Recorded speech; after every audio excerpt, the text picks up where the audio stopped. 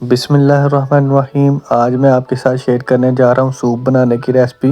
بہت آسان طریقے سے بتاؤں گا کہ یہ ریسپی کیسے بنائی جا سکتی ہے۔ سب سے پہلے ہم نے لے لیا ہے بون لیس چکن اور اس کے اوپر لگا دیں گے کالی مرچی اور نمک، سویا سوس اور چلی سوس لگا دیں گے، بالکل تھوڑی تھوڑی سی لگانی ہے، آپ نے زیادہ نہیں لگانی۔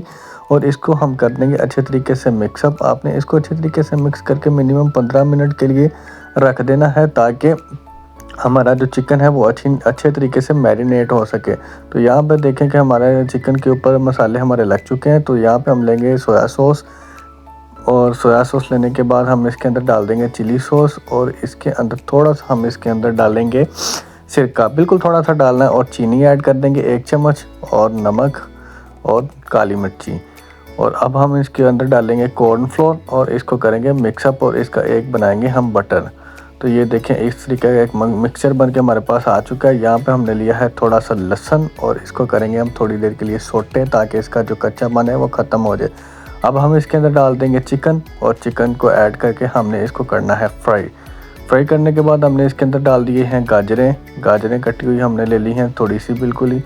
تو اس کے بعد ہم ڈالیں گے شملہ مرچیں، اور ساتھ ہی ہم اس کے اندر ایڈ کر دیں گے بند گوبھی، اور ہم ان کو بھی ہلاتے ہوئے تھوڑا سا فرائی کر لیں گے تاکہ جو سبزیوں کا کچا پن ہوتا ہے وہ ختم ہو جائے۔ تو آپ نے اس کو ہلاتے جانا ہے اور میڈیم آنچ کے اوپر پکانا ہے۔ اب ہم نے اس کے اندر ایڈ کی ہے یخنی، جو کہ ہم نے پہلے ہی بنا کے رکھ لی ہوئی تھی۔ یخنی ایڈ کرنے کے بعد ہم نے جو مکسچر بنایا تھا اپنا وہ اس کے اندر ایڈ کر دیں گے۔ مکسچر ایڈ کر کے ہم اس کو ہلا دیں گے اور میڈیم فلیم کے اوپر اس کو پکنے دیں گے 5 سے 6 منٹ کے لیے۔